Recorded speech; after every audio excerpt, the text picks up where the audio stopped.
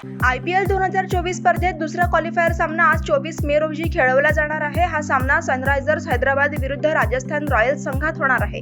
चेन्नईतील MS Chidambaram स्टेडियमवर संध्याकाळी 7:30 वाजता या सामन्याला सुरुवात होईल।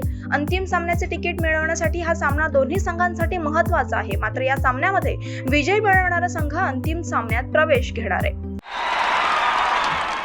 अमेरिका क्रिकेट संघाने आज 24 मे रोजी हस्टन येथे बांगलादेश विरुद्ध T20 मालिकेतील दुसऱ्या सामन्यात 6 धावांनी पराभूत केलं। यासह अमेरिकेने 3 सामन्याच्या T20 मालिकेत 2-0 अशी आघाडी घेतली आणि मालिकेतील विजय देखील निश्चित केला। अमेरिकेसाठी ही मालिका विजय ऐतिहासिक ठरली। PV सिंधूने मलेशिया मास्टर्स सुपर बॅडमिंटन स्पर्धेत उपांत्यपूर्व फेरीत प्रवेश केला, परंतु त्यासाठी तिला कोरियाच्या युजिन विरुद्ध 3 गेममध्ये कडव्या लढतीचा सामना करावा लागला। जागतिक क्रमवारीत 15व्या स्थानावर असलेल्या माजी विश्वविजेत्या सिंधूने हा सामना 21-13, 12-21, 21-14 असा विजय मिळवला।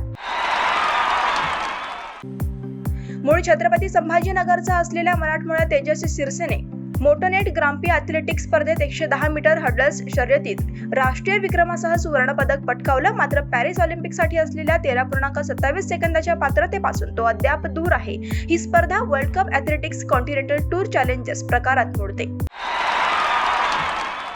आंतरराष्ट्रीय क्रिकेट परिषदेने आज T20 वर्ल्ड कप 2024 चे नवे अँथम सॉन्ग प्रसिद्ध केले। या गाण्याची निर्मिती ग्रॅमी पुरस्कार प्राप्त प्रसिद्ध कंपोजर लॉर्ने बाल्फे यांनी केली आहे। हे गाणं 3 मिनिटांचं आहे। मात्र हे गाणं सर्वात प्रथम अमेरिका आणि वेस्ट इंडिज येथे होत असलेल्या T20 वर्ल्ड कपच्या पहिल्या US विरुद्ध कॅनडा सामन्यामध्ये प्ले केला जाणार आहे। हा सामना 1 जूनला टेक्सास येथे होणार आहे। यंदाच्या हंगामात सर्व स्पर्धात मिळून तब्बल 51 सामने अपराजित राहिलेल्या बायर लेव्हरकुसेन संघाला पराभवाचा धक्का देत अटलांटाने UEFA युरोपा लीग फुटबॉलचे जेतेपद पटकावले। युरोपा लीग जिंकणारा अटलांटा हा पहिलाच इटालियन संघ ठरला। मात्र आक्रमकपटू ॲडेमोला लुकमनने नोंदवलेल्या हॅट्रिकच्या जोरावर अटलांटाने अंतिम सामन्यात 3-0 अशी बाजी मारली। दक्षिण आफ्रिकेचा संघ सध्या वेस्ट इंडिज दौऱ्यावर असून 3 सामन्यांची T20 मालिका या 2 संघात सुरू आहे। दरम्यान ही मालिका दोन्ही संघांचे नियमित T20 कर्णधारांच्या अनुपस्थितीत सुरू आहे। अशात यजमान वेस्ट इंडिजने जमैकाला झालेल्या पहिल्या T20 सामन्यामध्ये 28 धावांनी विजय मिळवत मालिकेत 1-0 अशी आघाडी घेतली आहे।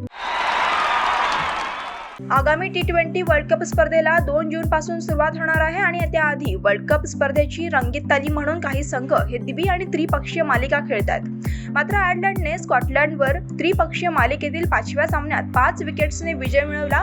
स्कॉटलंडने आयर्लंडसमोर 158 धावांचं आव्हान ठेवलं होतं। आयर्लंडने 3 चेंडू शेष असताना 5 विकेट्स गमावून हे आव्हान पूर्ण केलं। अँड्रू बल्बनी आणि विकेटकीपर लॉकर टकर या दोघांनी केलेल्या अर्धशतकी खेळीच्या जोरावर आयर्लंडने सहज विजय मिळवला।